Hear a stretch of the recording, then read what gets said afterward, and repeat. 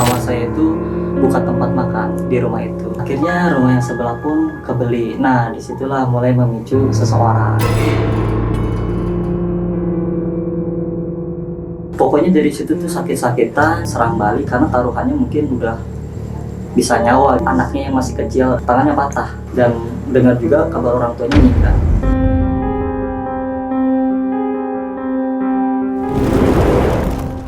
Assalamualaikum warahmatullahi wabarakatuh. Salam sehat dan sejahtera untuk kita semua. Jumpa lagi dengan saya Retno Sutarto dalam Jagongan Mistis.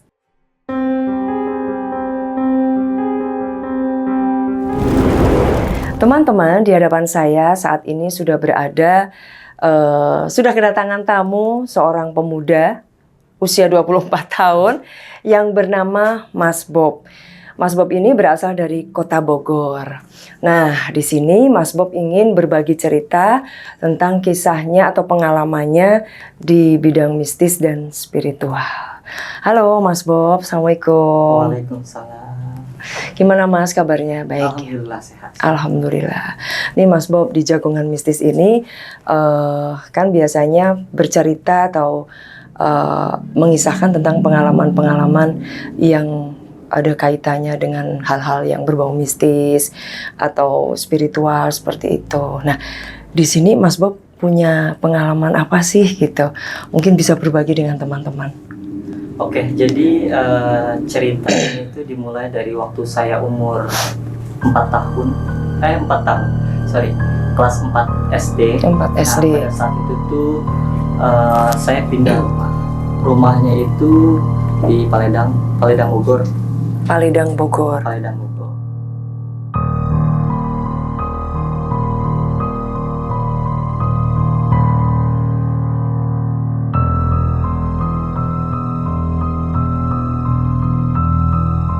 Nah, awal pertama kali saya pindah ke rumah itu semua terasa biasa aja gitu. Iya. Nggak ada apapun juga gitu.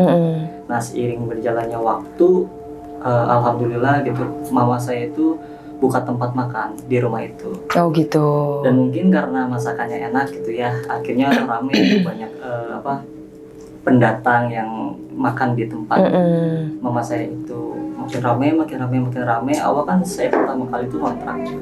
Jadi rumah itu tuh ada 2 petak. Nah, di satu petaknya lah itu saya ngontrak tuh di yang bagian kecil itu. Tapi karena laris terus jualan masakan, akhirnya rumah yang sebelah pun kebeli. Nah, disitulah mulai memicu seseorang.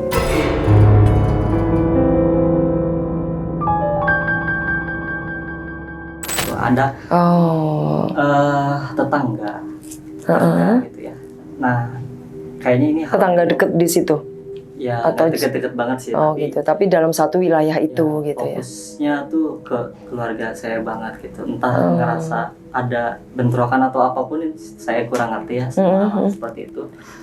Dan pada akhirnya itu pertama kali dimulai itu saya itu nggak pernah sama sekali yang namanya ngelihat orang kayak kesurupan atau apapun gitu ya. Iya. Dan untuk pertama kalinya itu saya melihat mama saya sendiri. Nah, mama saya sendiri. Nah, itu pada saat itu tuh kebetulan ayah itu lagi ada di rumah. Ayah lagi ada di rumah, terus itu tuh beres tuh pas setelah sholat maghrib. Beres setelah sholat maghrib itu saya melihat, jadi posisinya tuh ini meja makan. Nah, ada bilik, ada tembok gitu, dan sebelahnya itu adalah kamar mama saya. Nah, ketika itu kan maghrib saya ngelewat gitu ya, saya pengen ke kamar mandi. Terus di situ ada rambut mama saya itu kan memang panjang, kayak keriting gitu kan. Jadi saya kira ya normal. Saya panggil, mah di kamar mandi itu ada siapa? Tapi diem. Oh, jadi itu sosok itu ada di kamar mandi? Bukan, ada di tempat makan ini. Jadi, di tempat dekat meja makannya itu ya? Ini meja makan, terus tembok, sebelah tembok tuh kamar, nah sebelah kanan baru kamar mandi. Jadi saya ngelewat tuh dari ruang keluarga tuh gini, belok gini. Saya di sini, kamar ada di sini. Di gambar kan? Oh. Nah, kayak gitu. Nah, di kamar mandi ada siapa karena pintunya ditutup kan. Cuma Iya. nggak ngejawab. Pas saya buka ya di kamar mandi nggak ada siapapun gitu. Itu pakai baju merah, daster merah bunga mawar gitu, daster merah bunga mawar gitu. Tanya nggak ngejawab gitu. Ya udah saya beres ke kamar mandi, itu cuma sebentar kan, pipis doang. Terus pas balik lagi saya ngeliat mama saya itu ternyata pakai baju daster, cuman baju daster putih sapi gitu kan. Nggak mungkin ya dalam waktu yang singkat gitu kan. Iya. Dalam waktu yang singkat Berganti bajunya itu gitu. beres sholat banget. Beres sholat banget. Jadi mama saya, jadi ini tempat sholat, sebelah sininya tuh ini sholat di sini, mama saya di kamar, sebelah sininya tuh ada kaca. Iya. Saya ngeliat, saya perhatiin, panggil mama mau beres sholat gitu, beres assalamualaikum banget gitu. Terus ngeliat ke kaca, setelah ngeliat ke kaca, nengok gini ke saya, kayak gitu. Pas banget gitu. Yang nengok itu Mama. Saya ngeliat, ngintip gitu kan dari pintu tuh saya ngintip. Si mama itu biar sholat kan assalamualaikum warahmatullahi wabarakatuh ya. Nah, otomatis kan ngeliat ke kaca gitu. Ngeliat ke kaca, terus ngeliat ke saya gitu. Kayak kerasa kalau ada yang ngeliatin gitu kan. Nah, jadi itu udah bukan mama saya ternyata. Gitu. Jadi setelah nengok itu bertatapan sama saya nggak tahu kenapa jadi nggak bisa lari juga gitu. Karena tatap gitu, langsung teriak.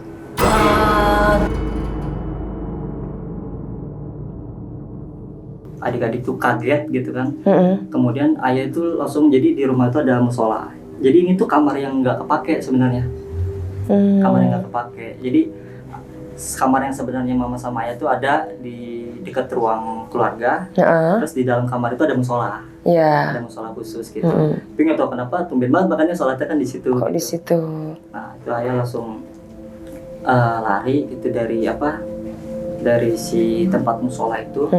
Kemudian nyamperin ke mama, entah nggak tahu kenapa, mungkin ya normal ya, mungkin semua orang bisa gitu ya, pakai bacaan doa gitu ya. Kalau menurut agama kepercayaan saya sendiri, agama Islam, akhirnya nggak lama dari itu pun ya udah keluar lagi. Nah di situ tuh, maksudnya sosok yang ada di tubuh mama tadi keluar ya setelah. Nah setelah keluar itu kan kemudian disimpan di botol kaca. Nah si botol kacanya itu disimpan di tempat meja makan tadi. Jadi si mama ditidurin di tempat yang kamar tadi itu, yang buat sholat tadi. Nah, terus mama bilang, mama takut gitu kan. Akhirnya minta ditemenin lah sama adik saya. Ada adik saya di kanan di kiri, adik saya yang laki-laki sama adik saya yang perempuan tuh kanan kiri. Kemudian setelah ditemenin udah ayah kembali lagi ke sholat. Nah, kebetulan itu juga lagi ada tamu. Ada almarhumah nenek juga, masih ada tuh almarhumah nenek. Ada tamu yang kebetulan lagi hamil juga. Nah itu yang pas kedua kalinya itu saya juga diceritakan, karena saya nggak berani di kamar itu ya. Temenin adik saya gitu. Mereka nggak tahu tuh, berani banget temenin karena disuruh gitu sama ayah, karena ketakutan juga sama mamanya. Adik saya yang perempuan di pojok kanan, jadi pojok kanan tuh mentok, jadi tembok. Ini adik saya, ini mama saya di tengah-tengah, ini adik saya yang laki-laki. Beres kayak gitu, mama saya tenang, tiba-tiba napasnya meningkat, tersengal-sengal gitu. Terus nengok ke kanan, ke adik saya yang perempuan. Terus adik saya juga nengok gitu. Tatap-tatapan saling, senyum, teriak, wah itu adik saya langsung loncat dua-duanya. Langsung itu semua nenek saya, tamunya juga semua masuk, jangan ada yang di luar ruangan gitu. Kata ayah, semuanya masuk ke kamar tersebut gitu, dikunciin gitu. Jangan sampai kedengaran teriakan keluar, jadi ditutupin gitu. Terus matanya itu kan merah ya, natap saya gitu. Oh, Sahasia gitu. Itu bahasa gitu. apa tuh? Itu bahasa Sunda. Bahasa Sunda ya, Sahasia. Gitu. Oh, Sahasia. Matanya tuh merah. Sambil gituan, ditutup matanya sama si ayah tuh. Nah, yang belakang ini kakinya ini kan nggak dipegangin, jadi itu ada tamu lagi hamil gitu ya. Itu ketendang tuh, alhamdulillah, tapi nggak kenapa-napa sih. Tendang sama nenek. Ketendang kakinya mama itu tadi. Itu akan nendang-nendang gitu ya. Ya mijitin gitu. Jadi ketendang. Jadi itu yang hamil itu yang mijitin mama. sama nenek sebenarnya. Sama nenek. Cuma nggak tahu tuh ikut-ikutan kali biar tenang kali maksudnya gitu. Akhirnya malah jadi ketendang.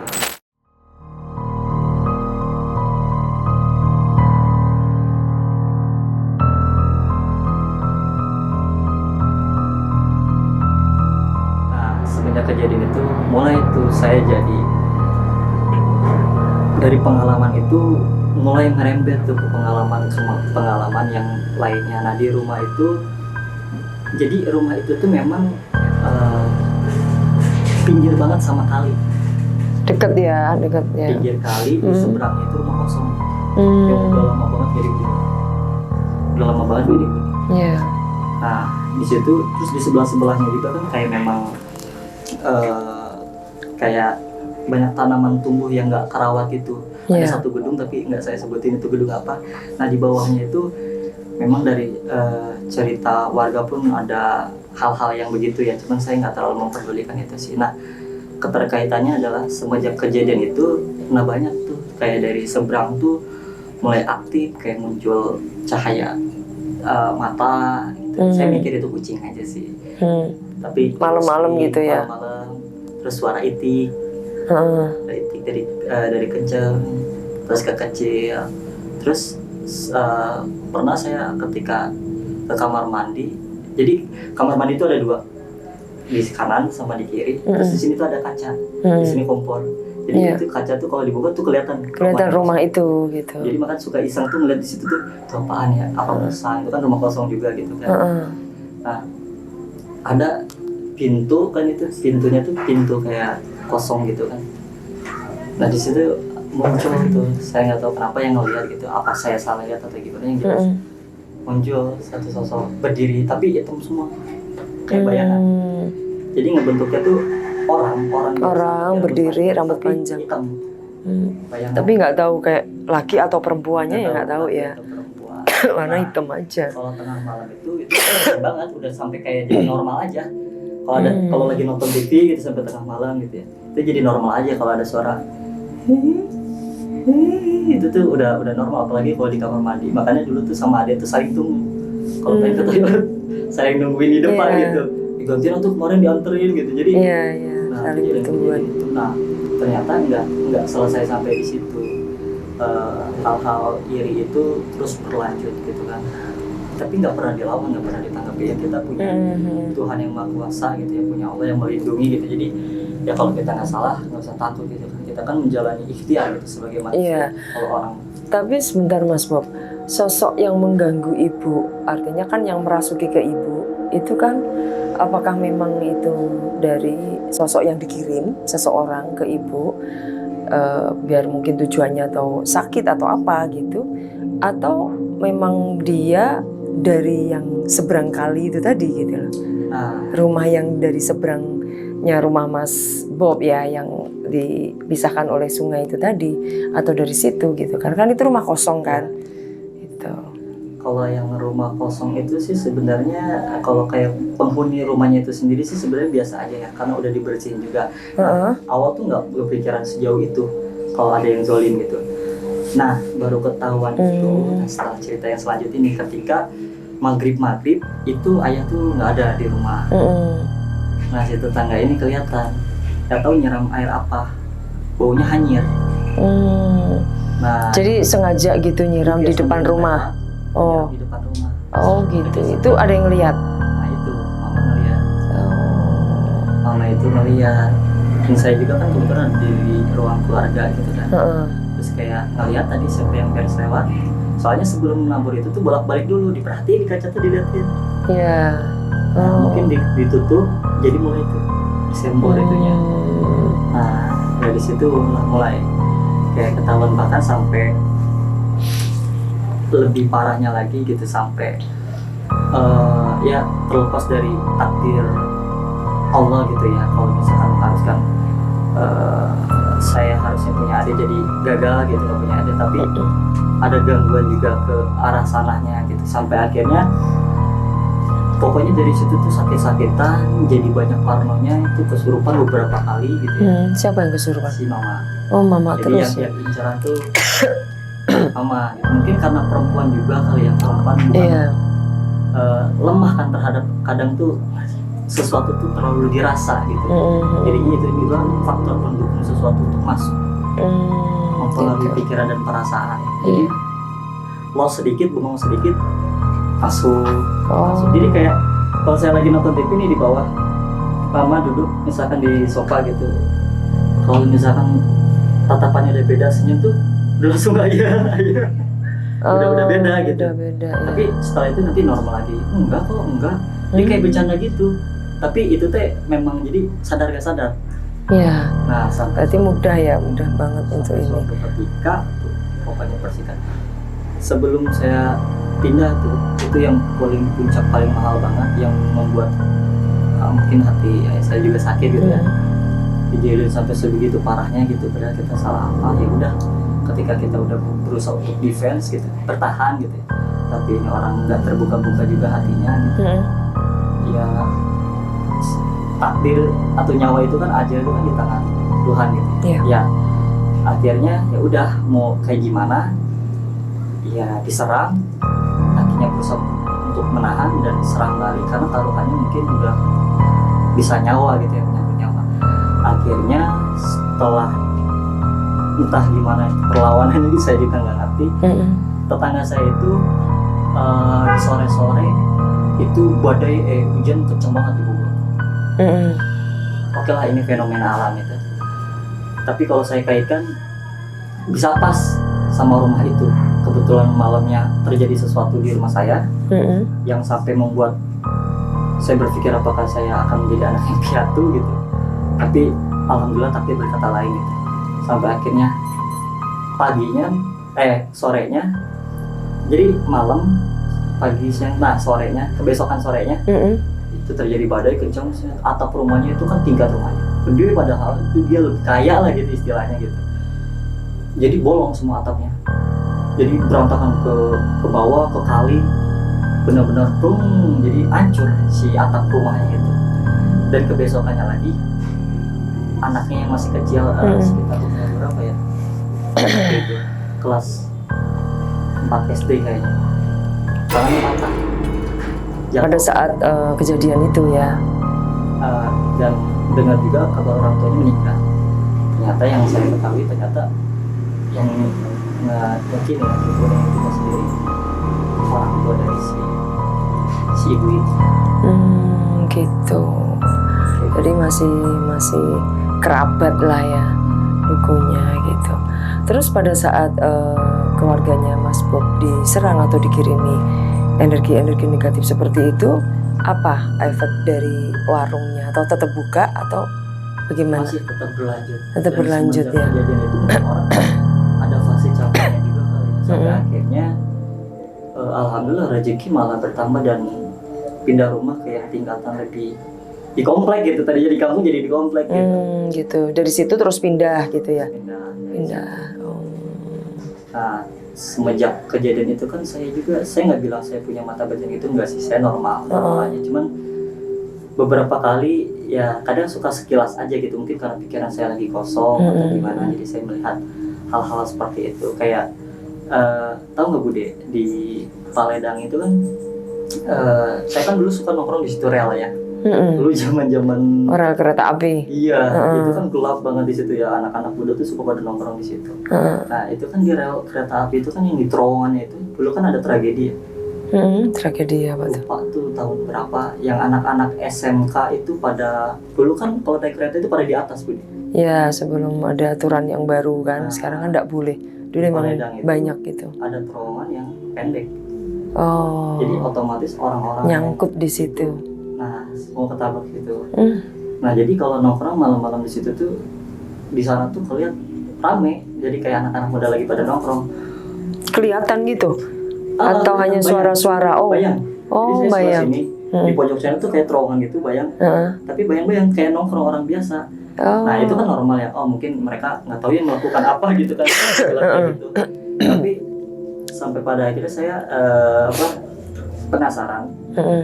Coba buat datang ke sana gitu, ya, ngapain gitu kan, kata temen-temen ngapain gitu. Akhirnya saya datang pas saya sampai ke, jadi gini anehnya, ketika saya sampai ke tempat tersebut tuh itu nggak ada apa-apa, cuman amis, tapi saya dibuat lupa, jadi ngapain kesini ya, tapi seingat saya teh kesini mau nyamperin ada orang banyak nongkrong, penasaran. Pas saya sampai situ cuman bawa amis dan ngapain, kata teman saya kenapa sih jadi gelot ya gitu. Kenapa pada ngomong kayak gitu, mungkin beberapa teman tuh ngelihat tingkah saya itu agak aneh. Nah, kenapa agak aneh itu mungkin karena banyaknya serangan seperti ini gitu. Jadi saya lebih dekatkan lagi sama ayah saya ke hal-hal yang berbau agama atau diajak ziarah segala macamnya. Waktu itu datang ke tempat penziarahannya masih Eyang juga gitu, mama di Sukaraja Bogor itu. Pertama kalinya itu ketika saya kelas 6 SD. Kelas 6 SD itu saya diajak ke situ.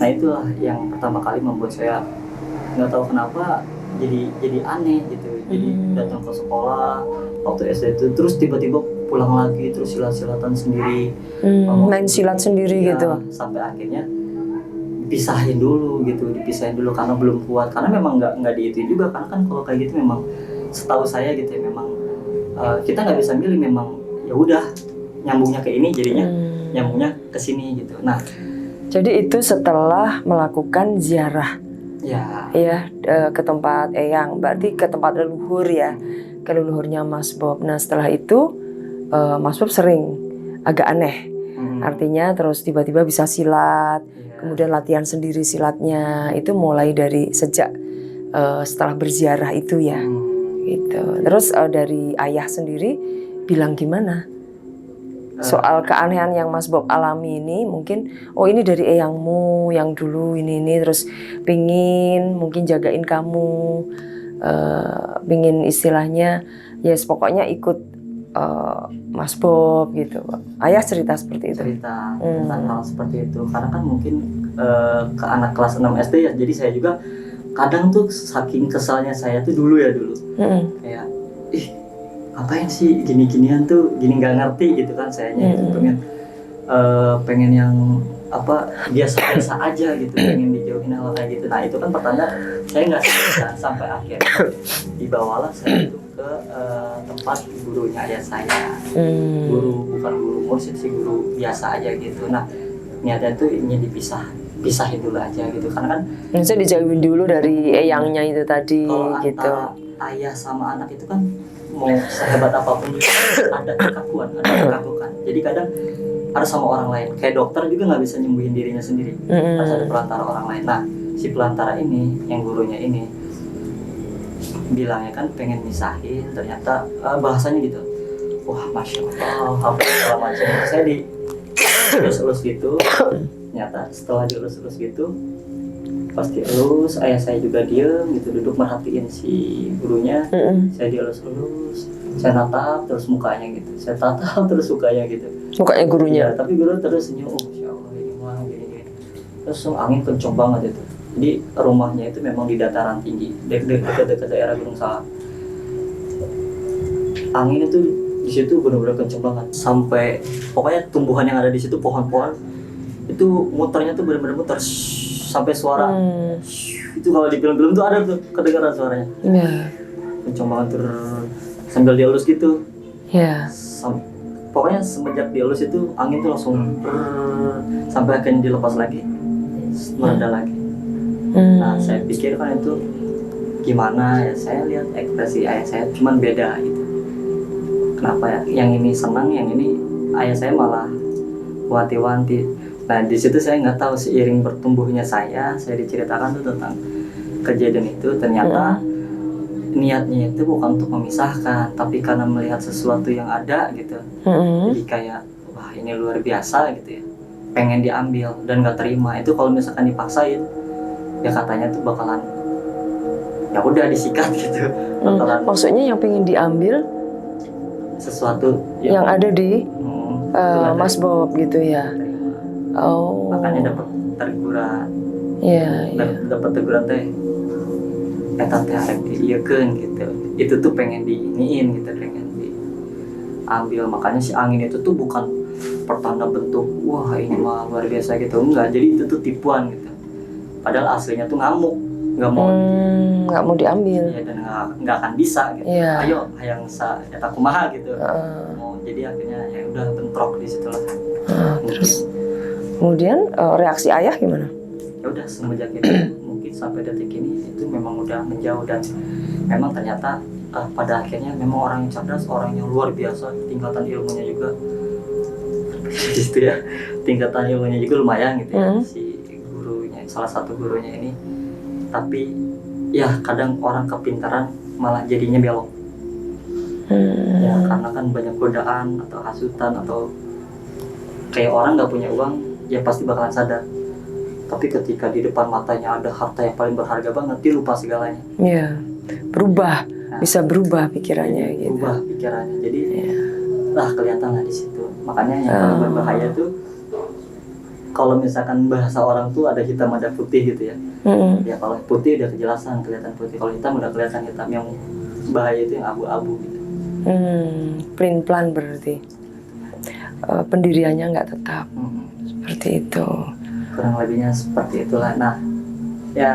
Terus dengan berjalannya waktu, Mas Bob udah semakin dewasa. Ya itu waktu itu kan usia kelas berapa berarti? Kelas 6 SD ya? Kelas 6 SD. Kelas 6 SD, mau kelas 1 SMP. Nah, terus apa yang dirasakan saat ini, kan kemudian kemanfaatan apa yang Mas Bob rasakan setelah kejadian itu gitu? Justru kadang saya beberapa kenal gitu sama orang gitu, saya lebih kebilangnya kayak gini sih, saya justru mensyukuri karena saya lebih alihkannya itu bukan untuk hal-hal yang seperti itu.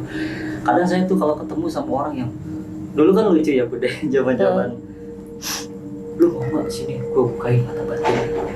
Kadang saya suka ketawa gitu sama yang kayak gitu.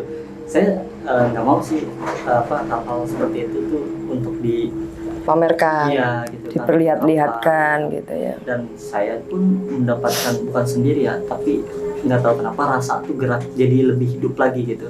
Bahwa ternyata mata batin itu, mata itu apa sih? Mata itu untuk melihat, batin itu kan hati, sesuatu yang jauh di dalam hati gitu. Jadi mampu melihat hati, mampu merasakan sesuatu yang ini air putih aja bisa nggak jadi air putih, bisa jadi sesuatu gitu.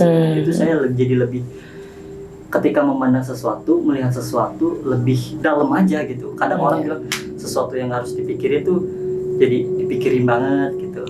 Nah sekilas dari situ, cuman hal-hal seperti itu masih nggak asing gitu di kehidupan saya. Kadang mungkin kalau pikiran saya lagi kayak gimana tuh muncul hal-hal seperti itu. Nah ketika saya semester 3 waktu di semester 2 di kampus itu, saya itu kan ada pentas seni. Di situ saya mendapatkan peran, kan seni rupa ya. Itu judulnya itu Hama Beureum. Apa artinya tuh Hama Beureum? Hama Beureum tuh hama merah ya. Itu merah, hama tuh kayak semacam hama perusak gitu. Ya. Nah cuman itu didramatisasi gitu kan, namanya juga teater gitu kan. Nah di situ saya jadi pemeran utama. Nah dulu rambut saya tuh masih gondrong, kalau nggak salah ada di fotonya itu. Pokoknya saya tuh didondonin merah semua. Di sini loreng-loreng hitam gitu, kayak iblis jatuhnya sih itu, Hama Beureum kayak iblis. Nah di dalam adegannya itu kan ada si Hama Beureum, terus ada satu orang nggak tahu siapa ya, lupa saya. Sisa-sisanya kan perempuan itu yang ngebawain obor atau yang ngetuk-ngetuk itu tuh kayak seorang petani gitu deh, kayak semacam ritual apa sih kalau misalkan orang-orang di desa tuh kalau mau panen atau apa. Oh iya. Kayaknya ya ada kayak ritual khusus gitu kan, biar panennya berhasil, nggak diserang hama gitu-gitu kan. Juga itu menunjukkan rasa syukurnya kepada Sang Pencipta biasanya gitu. Nah di dalam si ceritanya ini ada apa ya disebutnya? Pokoknya ada sesuatu yang sering diulang-ulang kan. Inti dari si teater ini tuh Hana Caraka Data Sawala. Oh, kayak huruf Jawa dong. Iya. Huruf Kawi. Yang Hono Coroko Doto Sawolo. Iya, itu tuh jadi terngiang-ngiang tuh di dalam telinga.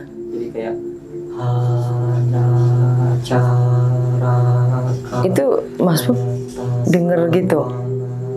Ya gitu.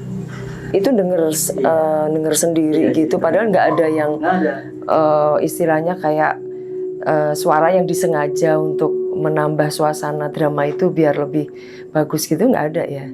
Jadi itu denger sendiri gitu. Jadi semenjak pementasan itu usai pun gitu ya, itu masih sering terngiang-ngiang si Hana Caraka Data Sawala Anakna Cala Bapana Calaka Anakna Kababawa.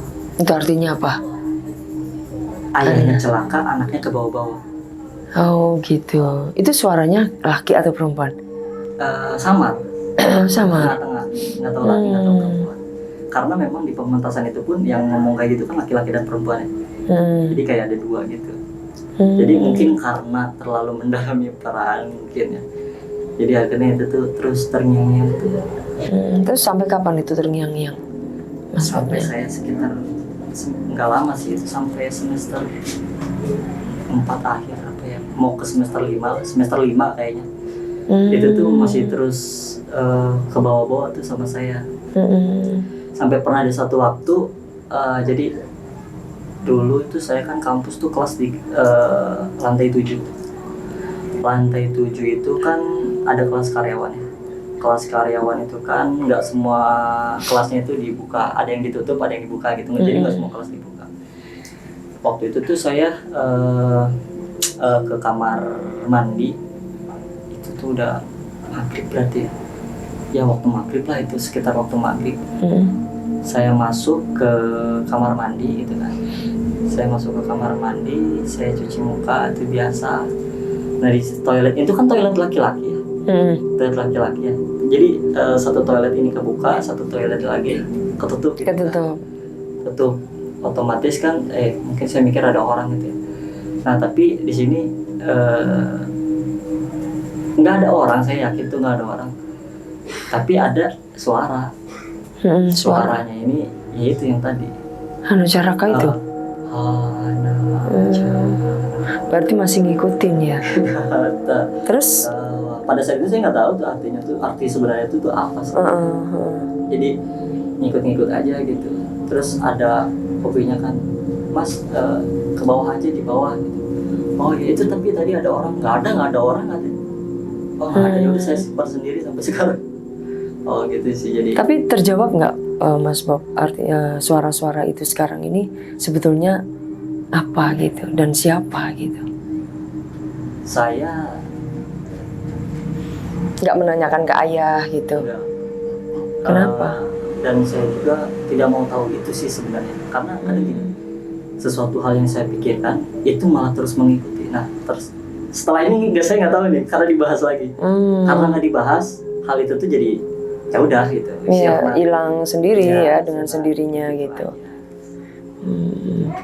Sama mungkin kalau kejadian-kejadian hal serupa seperti itu, ini saya pernah jadi di rumah saya yang udah beda nih rumahnya, di daerah BNR rumah saya. Waktu itu berarti udah pindah 3 kali nih? Udah pindah 3 kali. Okay. Nah itu pindah pun sebenarnya itu ada maksud, tapi ya. Yang dari komplek tadi ke yang terakhir nih apa tadi yang disebutkan? Yang BNR. BNR. BNR. Terus? Boleh nggak nyebut nama itu? Nggak apa-apa ya? Nggak apa-apa. Aman. Kenapa? Pindah ke suatu perumahan. Oke. Pindah ke suatu perumahan. Itu hujan tuh lagi rintik-rintik malam tuh. Jadi saya juga kan memang freelance foto video wedding gitu ya. Teman SMK saya itu ada yang mau nikah. Kemudian dia pengen ngobrol sama saya, cuma itu waktunya malam. Kebetulan rumahnya juga dekat, cuma dia agak pelosok, agak dalam ke sana. Jalan agak masuk gitu ya. Jalan setapak, kanan kirinya itu ya kebun. Nah pada saat itu lagi rintik, tapi itu jam 11 malam. Akhirnya udah saya pakai mobil pada saat itu, mobil sendiri. Feeling saya sih sebenarnya udah nggak enak, cuman gimana ya? Karena lagi hujan juga, kalau nggak hujan saya bawa motor gitu. Mau ke tempat temennya itu, ke rumah temen ini. Nah itu kira-kira ya udah, pokoknya sampai sana tuh saya jam 11-an lah, sampai sana jam 11-an lewat. Ya udah saya nyetir mobil, itu jalan setapak. Nah ketika sebelum sampai tempat itu tuh perasaan saya udah nggak enak. Jadi mobil kan sendiri, tapi kok kayak rame banget ya. Kayak mendingan naik motor kalau kayak gini, minimal satu di belakang, tinggal gimana gitu kalau refleks ya. Kalau masalahnya di mobil mau lari kemana gitu kan. Iya, kan ada yang di belakang, ada yang di sebelahnya gitu kan. Kayak rame banget gitu kan. Nah setelah itu tuh, nah di atas mobilnya itu ada yang meduk gitu. Jadi dah, wah apaan ya, apa pohon apa gitu jatuh ya. Tapi cukup kencang, akhirnya saya diam di tengah-tengah. Nah di tengah-tengah itu tuh jalan. Maksudnya berhenti atau sengaja diberhentiin mobilnya? Berhenti, sengaja diberhentiin karena refleks yang tadi itu. Oh, apa ini gitu kan, terus berhenti gitu ya. Dulu. Karena itu mobilnya kopling gitu kan ya. Jadi saya tahan gitu kan, kopling juga. Kemudian dilanjut lagi pelan-pelan.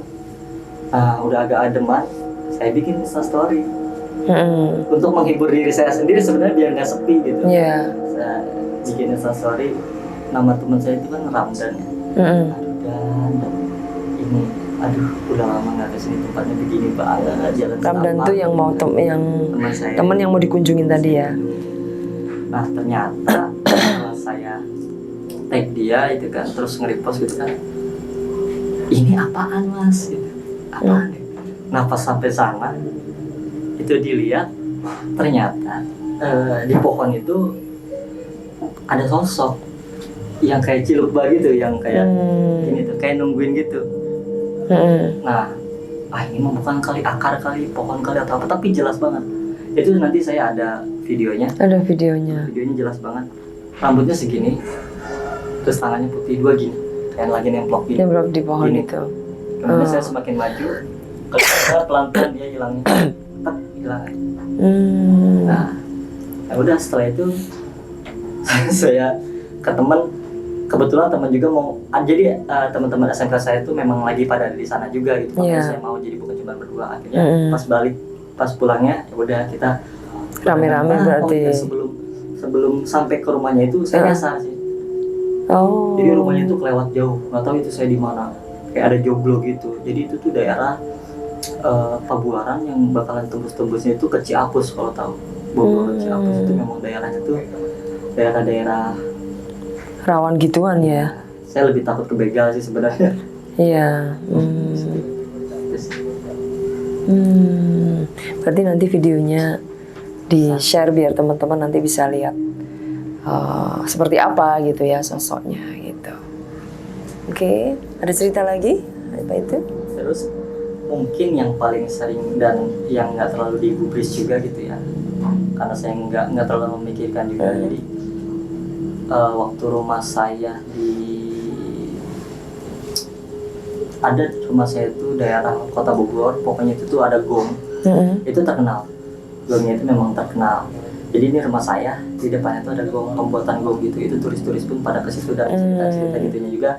Saya nggak memperdalamnya sih. Kayak gamelan gitu ya. Gamelan. Ya kayak gitu. Itu lebih ke, saya pernah waktu itu pulang kerja dari Jakarta malam-malam mati lampu.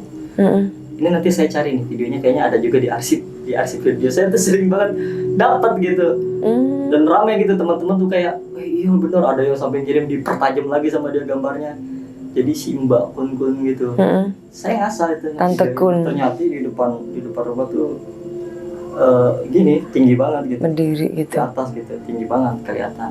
Ya itu lagi sialnya mungkin ya dia, jadi ketangkap gitu. Seringnya sih gitu. Jadi yang kayak gitu tuh entah di pohon mangga terus nungguin, terus kayak kelihatan. Mas Bro kok bisa itu pas gimana itu, kok maksudnya bisa dapet sosok gambar itu? Justru karena lagi nggak sengaja. Saya tuh memang suka ngerekam gitu kan. Justru kadang yang nggak konten kreator kok ya. Iya. Gitu. Jadi akhirnya bisa menangkap hal-hal yang kayak gitu di kameranya tanpa kesengajaan ya. Tiba-tiba kerekam gitu aja. Oke. Wah ya, ini juga ya unik tapi ya horor juga gitu. Kalau kita yang ngalamin belum tentu bisa seberani itu gitu loh. Intinya sih kalau kata ayah itu ketenangan. Ya setenang-tenang apapun orang ngomong sekarang tenang. Coba nanti kalau udah berhadapan ya kaget semua pasti kan gitu. menasihati itu gampang Mas, tapi kalau udah melakoni itu yang susah. Iya benar. Ya kan. Tapi yang jelas dari semua pengalaman seperti itu ya, baik kita melihat sosok-sosok, kemudian ada sesuatu kadang-kadang kiriman dari orang yang menzolimi kita gitu. Ya semua pasti juga kembalinya kepada Sang Pencipta gitu, pada Allah Subhanahu wa taala. Karena segala sumber kekuatan itu beliau adalah Allah Subhanahu wa taala gitu. Iman, takwa. Ya walaupun kadang-kadang sholat masih bolong-bolong ya, kadang-kadang ya harus memperbaiki gitu. Kemudian juga memperbanyak doa-doa ya untuk memagari kita sendiri sebetulnya gitu. Makanya bagi teman-teman kalau ya untuk menjaga-jaga diri kita sendiri, sering melakukan ruqyah mandiri pada saat kita mau tidur seperti itu. Cukup dengan air putih kita doain Al-Fatihah ya, Al-Ikhlas, Al-Falaq, An-Nas. Berapa kalinya terserah, yang penting kita niatkan untuk doa kepada Allah untuk melindungi kita. Insya Allah juga bisa membersihkan energi-energi negatif yang mungkin nempel di diri kita. Kita kan kadang-kadang dalam satu hari kan kita nggak tahu kemana aja kita kerja, kita melakukan aktivitas apa yang nggak sengaja, mungkin nyenggol apa gitu kan. Nah tujuannya kan untuk itu.